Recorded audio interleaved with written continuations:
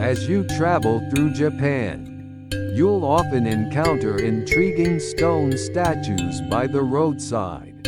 Among them are Buddhist figures known as Jizo Bosatsu. These are benevolent deities, widely revered as guardians of children and protectors, who ensure the safety and well-being of travelers. However, various local legends and beliefs are entwined with them, and some Jizo possess special, or even unsettling, tales. This is a story about a man tormented by a Jizo that was supposed to be a good god. It delves into the mysterious and profound aspects of Japanese folklore and belief.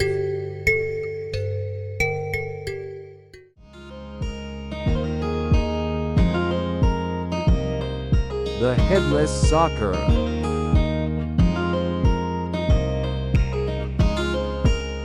Driving through the countryside on his way to a regional client, the man gazed at the monotonous scenery from the driver's seat. His job in sales was all about dealing with people.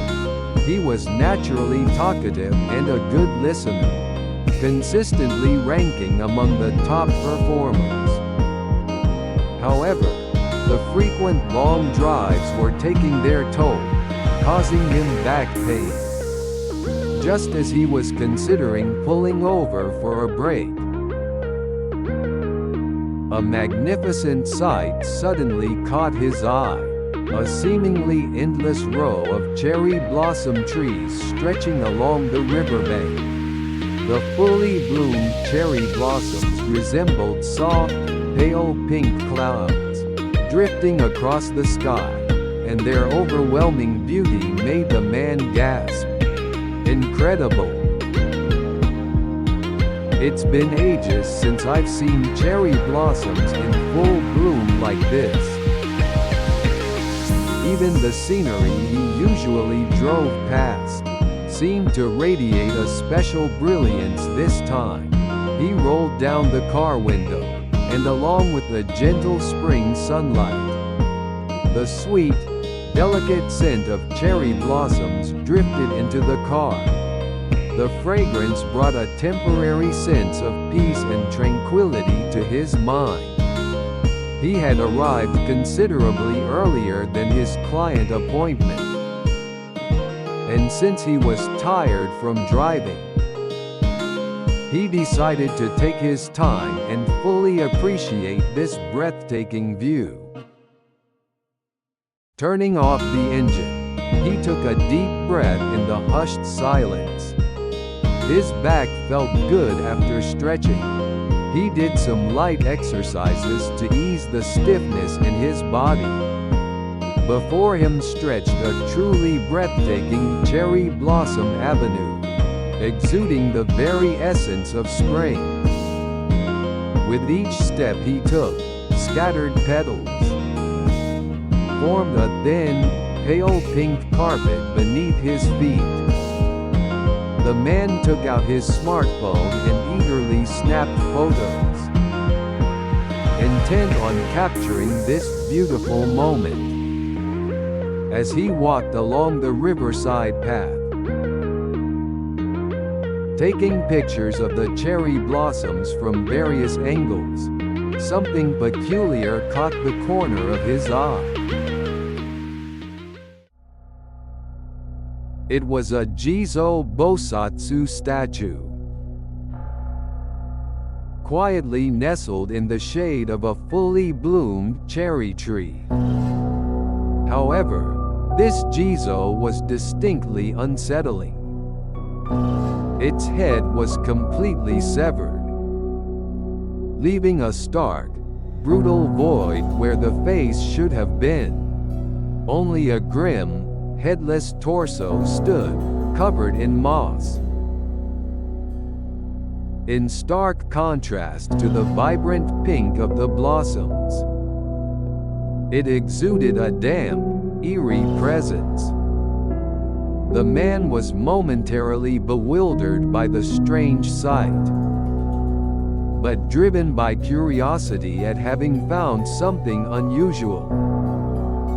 He casually aimed his smartphone camera and took a picture of the Headless Jizo. Then, without any deep thought, as a matter of passing respect, he pressed his palms together and bowed to the Jizo. That day, the man successfully arrived at his client's company and finished his business meeting. During casual conversation, he casually mentioned the Riverside Cherry Blossom Avenue he had seen earlier and the Headless Jizo he had discovered there. You know, even with the cherry blossoms in full bloom, there wasn't a soul around. It was a little eerie, the man said. At his words, the client paused for a moment, then, with a meaningful, slightly unsettling smile, asked him, "Was there a Headless Jizo statue on that Cherry Blossom Avenue?" The man answered honestly, "Yes, there was. It felt like the air around that Jizo was different, didn't it?" The client nodded and pressed further. "Surely, you didn't bow to that Jizo, did you?" The client said this, observing the man's reaction as if enjoying it. "Huh?" A chill ran down the man's spine. It took him a moment to understand the meaning of the client's words. He hadn't done anything wrong as far as he knew. But the client's suggestive tone made him uneasy, as if he had done something bad. "No, of course not," he quickly denied. But a question arose: why shouldn't he have bowed? "I don't know the details," the client prefaced. "But that Jizo is considered quite ill-omened by the locals. They call it the Headless Sakura, and locals avoid it. You absolutely mustn't bow to that Jizo. If you do, they say your head will be taken." The client, still savoring the man's reaction, paused before continuing. Perhaps the man had made the expected expression, because the client smiled and went on. "Back in the day, before science developed, perhaps people would blame deities or spirits when bad things happened. This area wasn't particularly wealthy then. So maybe those lingering frustrations and resentments remain. The cherry blossoms are beautiful, though.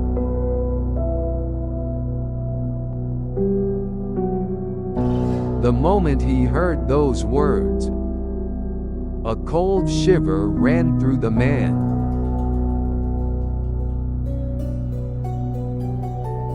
The ominous local legend, passed down through generations, starkly contrasted with the beauty of the full-bloomed cherry blossoms.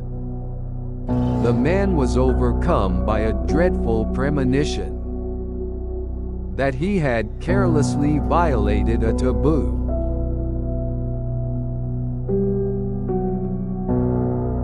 After his conversation with the client, the man began to feel a vague sense of unease. That night, even after returning to his hotel, the image of the Headless Jizo wouldn't leave his mind.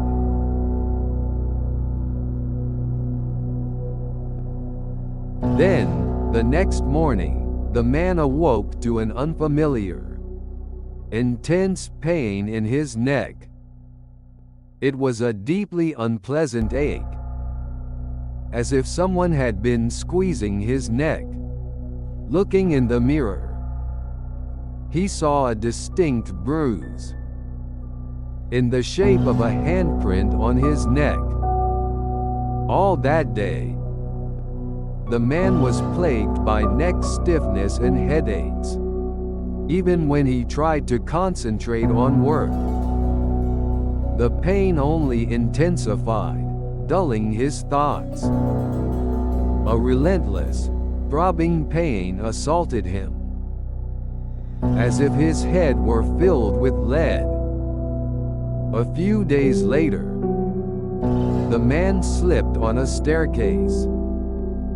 He instinctively put out his hand, but unfortunately, he hit his forehead on a corner.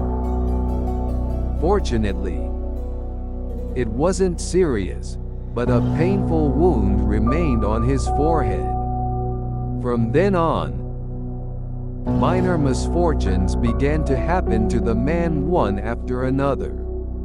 While walking on an unfamiliar road during a business trip, a falling object from a construction site almost hit him. Despite wearing a helmet, he suffered a slight injury, and one morning, he woke up with his neck completely immobile.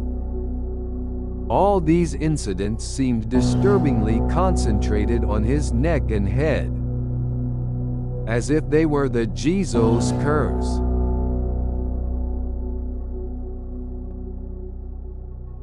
Furthermore, in his dream, the Jizo stood before him. The Headless Jizo seemed to be staring at him intently. No, it wasn't just observing him. It was pleading with him, or perhaps demanding something.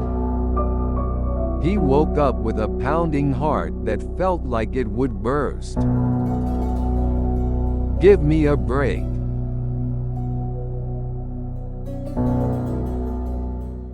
Understandably anxious, the man decided to visit a hospital. However, the doctor's diagnoses were vague and unsatisfying. "It's due to stress," or "you're just tired." Painkillers were prescribed, but their effect was temporary, and soon, the unpleasant neck stiffness and headaches returned. He visited several hospitals, but every doctor offered similar opinions, and no specific cause or treatment was found. The man gradually began to feel desperate. Surely, that casual bow to the Headless Jizo was the cause. The client's warning, though belated, gnawed at the man's mind more and more each day, making him wish, "If only they had told me sooner." With a glimmer of hope in an ancient temple, a desperate last resort, the man decided to visit an old temple in the town, where the Headless Sakura bloomed the following week. It was a quiet, secluded temple with few tourists. Climbing the long stone steps and passing through the weathered temple gate, silence enveloped the grounds. The roof of the main hall was covered in moss, exuding a dignity that spoke of its long history. The man harbored a faint hope that this ancient temple might offer some clue. When he opened the sliding door to the main hall, he found, surprisingly, a young monk sitting alone, chanting sutras. He was a cheerful, bright-faced monk, like a high school baseball player who had simply grown up. Seeing the man's hesitation, the monk spoke to him. "Did you perhaps bow to the Headless Sakura Jizo?" The man couldn't hide his surprise. "How do you know?" As the man rubbed his neck and asked. The monk answered with a gentle smile. "We often have people from out of town come here during this season, especially those who bowed to that Jizo, and then started experiencing discomfort in their neck or head." The monk's words astonished the man, as they perfectly matched what was happening to him. But this young monk seemed barely older than his own son. Is he properly trained? Can a monk so young really quell a curse? A wave of unease washed over him. But for now, he had no choice but to rely on this young monk. "Please come into the main hall. Of course, I will accept an offering." The monk stood up and gestured for the man to enter the deeper part of the hall. A faint scent of sandalwood quietly permeated the dimly lit hall. The monk sat before the main Buddha statue and began to chant sutras softly. His voice was low and calm, seeping gently into the man's heart. The candle flame flickered erratically, crackling and spitting as if responding to an unseen presence, making the man flinch momentarily. A while after the monk's chanting began, the man was overcome by a strange sensation. The neck stiffness and headache that had tormented him so much had vanished, as if by magic. He felt a refreshing sensation, as if a heavy burden had been lifted from his body, and he couldn't help but be astonished. When the monk's chanting ended, silence returned to the hall.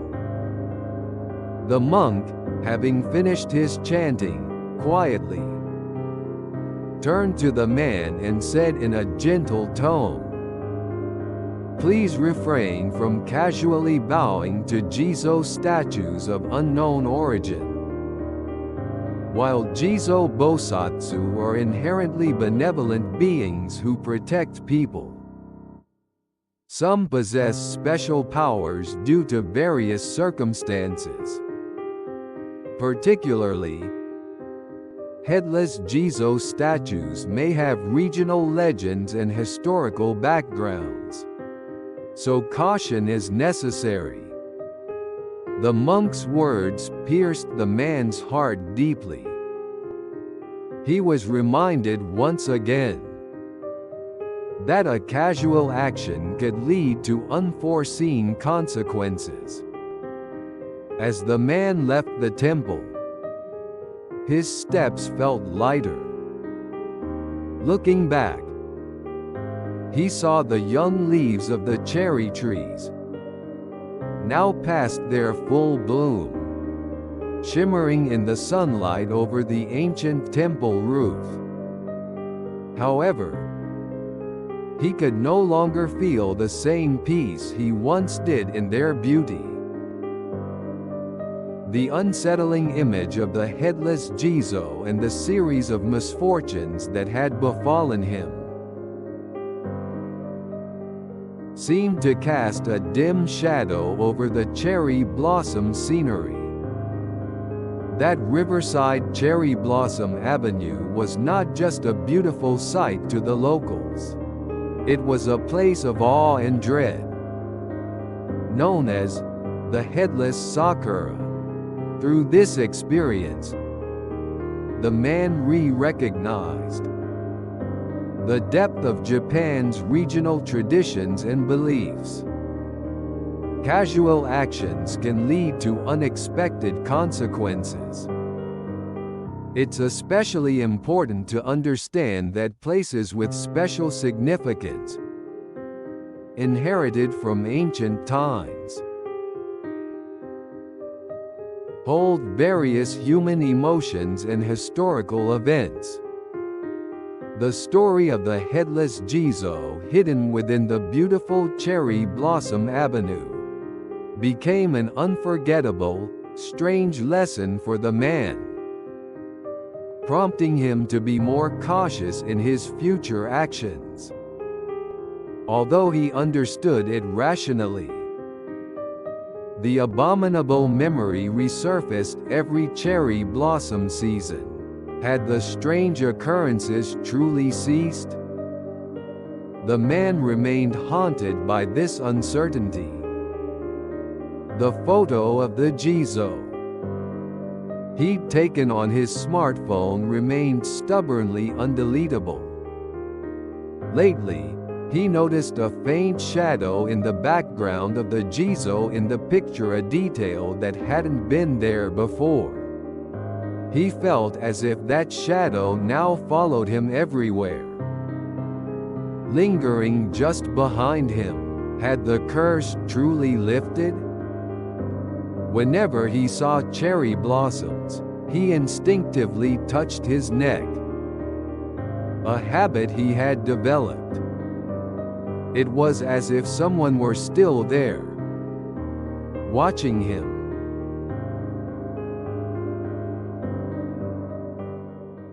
Thank you for staying with us until the end. If you enjoyed this program, please subscribe and hit the like button. It really helps us out. Also, if you've had any strange experiences or supernatural encounters during your travels in Japan, please share them in the comments section. Our excellent AI will translate, so any language is fine.